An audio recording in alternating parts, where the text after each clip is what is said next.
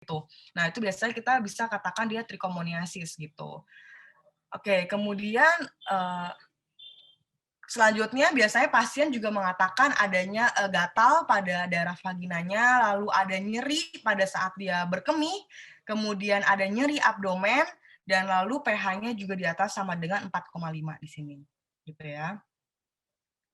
Oke, selanjutnya kita bakal lihat nih, apa sih yang biasa kita temukan di pemeriksaan fisik pada pasien-pasien dengan trichomoniasis. Biasanya ada frotis putum atau yang berbusa, kemudian berbau, kemudian kuning kehijauan, dan satu yang sangat khas pada trichomoniasis adalah ini, colpitis macularis atau yang disebut sebagai strawberry cervix. Ya, jadi sini atau nama lainnya adalah strawberry cervix.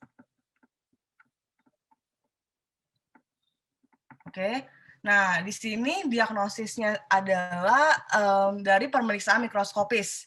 Jadi kita bisa ngecek gram atau gimsa, akan lihat nih di sini. Biasanya tampak adanya trichomonads yang bergerak, yang motil, terus ada juga peningkatan dari jumlah leukosit, dan juga dia bisa ditemukan clue cells karena dia seringkali koinfeksi dengan bakterial vaginosis. Jadi di sini WIF testnya pun bisa positif. Jadi walaupun kalian temukan nih kasus misalnya di poli atau misalnya nanti kalian praktek di rumah sakit, ada pasien datang, kalian cek, oh WIF testnya positif, clue cell-nya ditemukan.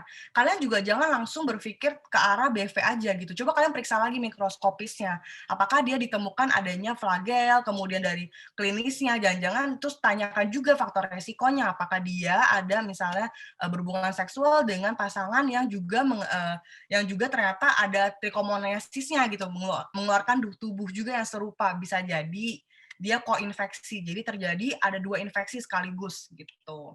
Nah, untuk baku emasnya sendiri kita kultur dengan media diamond atau Feinberg Whittington gitu. Next.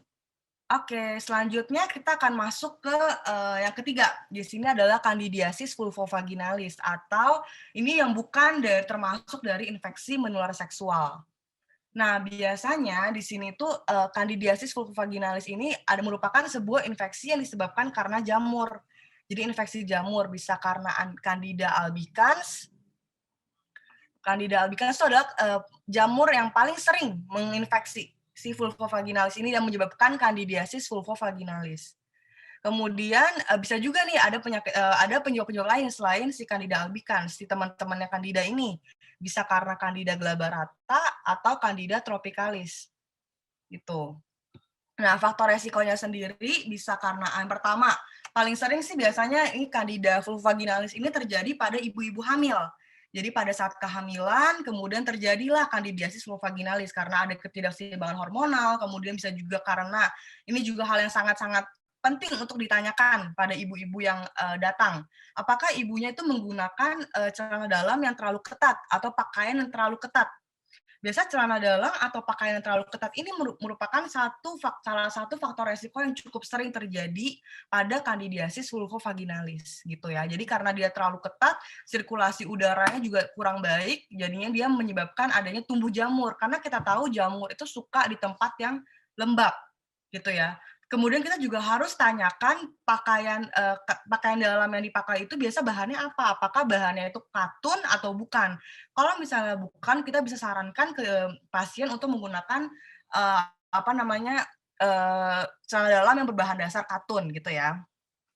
Kemudian biasanya di lingkungan yang hangat dan lembab, apakah ada penggunaan kontrasepsi, pemasangan IUD, obesitas juga menjadikan salah satu faktor resiko untuk terjadinya candidiasis vulvovaginalis.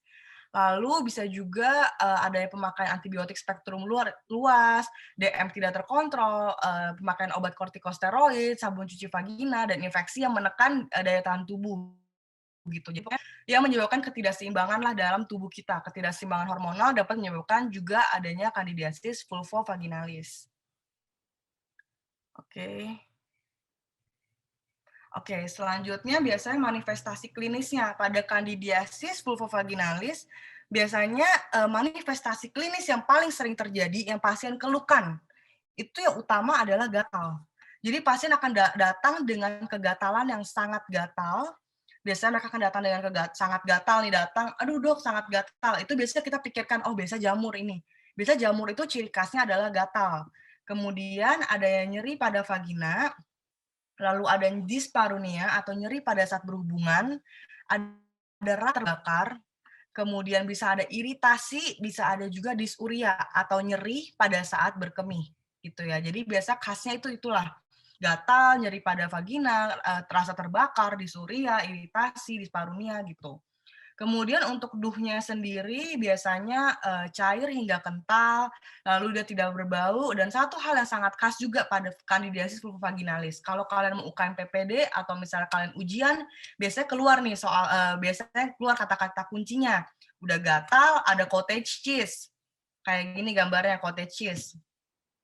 Nah, kalau udah ada gatal, ada cottage cheese, udah itu kandidiasis vulvovaginalis gitu ya. Terus biasa pH-nya juga di bawah sama dengan 4,5. Ya, jadi dia pH-nya tadi kan kalau misalnya BV dengan trichomoniasis itu dia pH-nya di atas sama dengan 4,5. Tapi kalau candidiasis vulvovaginalis dia tuh pH-nya di bawah sama dengan 4,5.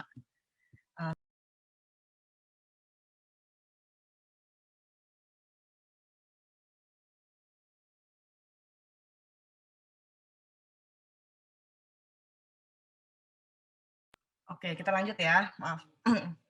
Nah, untuk diagnosisnya sendiri, kita biasa pemeriksaannya boleh mikroskopis. Nah, mikroskopis ini biasa kita lihat kayak gini nih gambarnya, yang kayak di samping sini.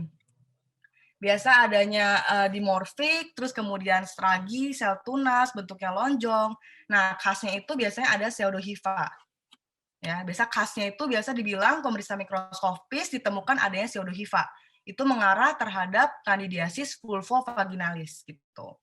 Jadi yang kita periksa adalah mikroskopis yang pertama, yang kedua kita boleh kultur di agar seboro dextrose untuk mencari adanya si mikroorganisme candida ini gitu ya.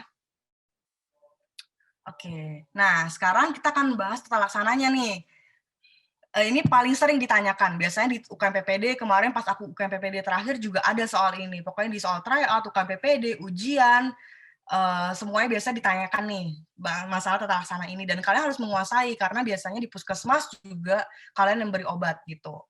Nah, biasanya kita edukasi dulu pasiennya. Biasanya kita kasih tahu bahwa tanyakan apakah faktor pencetus yang menyebabkan terjadinya hal ini. Biasanya mungkin dia sering cuci vagina gitu misalnya. Jadi kita harus kasih tahu ke pasien untuk tidak melakukan cuci vagina.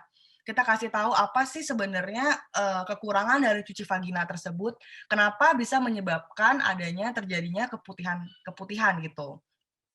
Kemudian pasien juga harus abstinen. Jadi tidak boleh berhubungan seksual sampai ia dan pasangannya diobati. Jadi khusus misalnya untuk trichomoniasis atau pokoknya penyakit IMS lainnya, infeksi menular seksual, itu biasanya kita akan obati juga pasangannya. Jadi jangan cuma obati pasiennya doang, tapi pasangannya harus diobati supaya tidak terjadi pingpong gitu ya. Ibaratnya tidak terjadi pingpong gitu. Kemudian hindari juga faktor pencetusnya. Oke, sekarang kita mulai dari tadi yang pertama adalah bakterial vaginosis obatnya. Ya, ini ada singkatannya nih yang lumayan gampang untuk ngafalin. Biasa aku pakai Mama Clean. Oke, Mama Clean. Nah, Mama Clean itu adalah metronidazole, dan juga clindamycin. Itu Mama Clean ya. Jadi bisa pilihannya antara ini. Bisa kalian kasih metronidazole 2 gram per oral, dosis tunggal boleh. Atau kalian misalnya nggak punya nih 2 gram di puskesmas, kalian punya 500 mg, boleh. 500 mg berarti kalian kasih 2 kali 500 mg per hari selama 7 hari. Kalau yang 2 gram itu dosis tunggal per oral. Ya. Itu jadi pilihannya boleh yang 2 gram atau yang 2 kali 500 mg selama 7 hari. Boleh juga clindamycin. 2 kali 300 mg per hari selama 7 hari. Itu boleh ya. Jadi pokoknya pilihannya antara metronidazole 2 gram, 500 gram, atau yang clindamycin 300 mg. Itu khusus untuk bakterial vaginosis. Nah, kalau untuk trichomoniasis, clindamycin itu tidak ada tempatnya. Jadi cara ingatnya gimana sih? Kapan boleh pakai clindamycin? Nah, ingat aja nih, kalau trichomoniasis, dia kan ada strawberry cervix. Kotor kan strawberry cervix, jadi kita nggak kasih yang clean lah.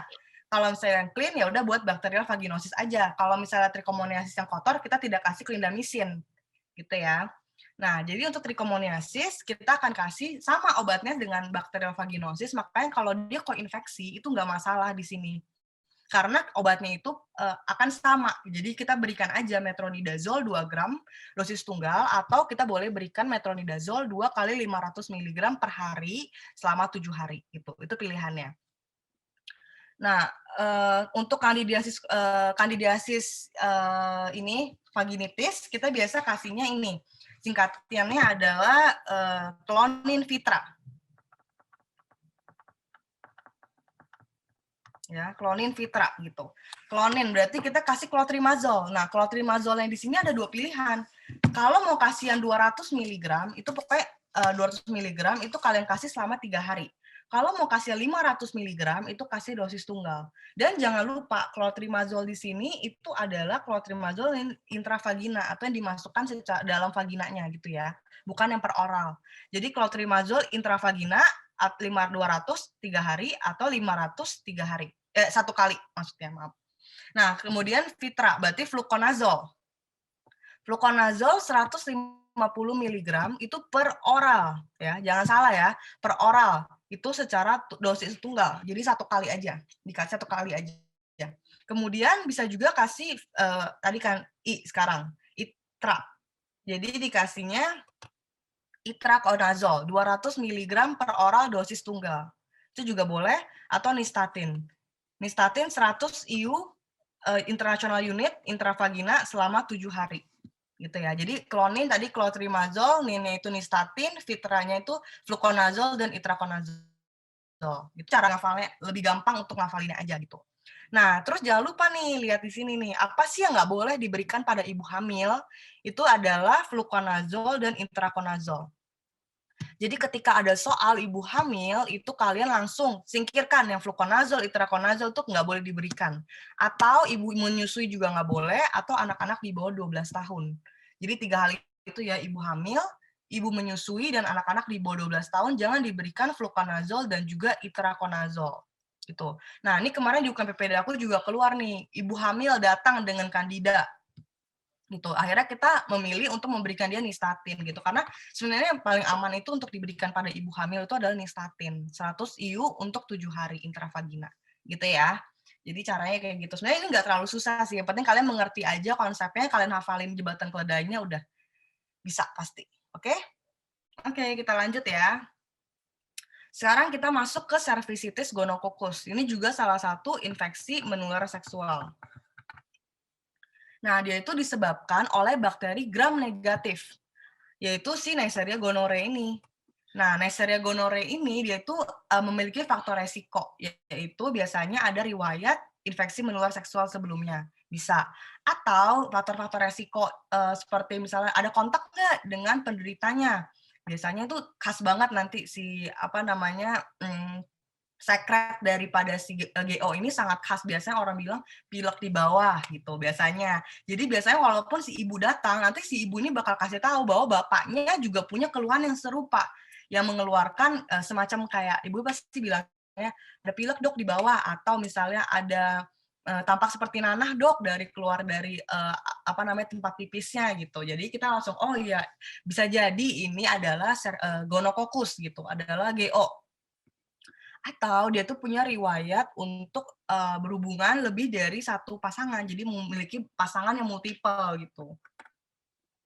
Nah, manifestasi klinisnya itu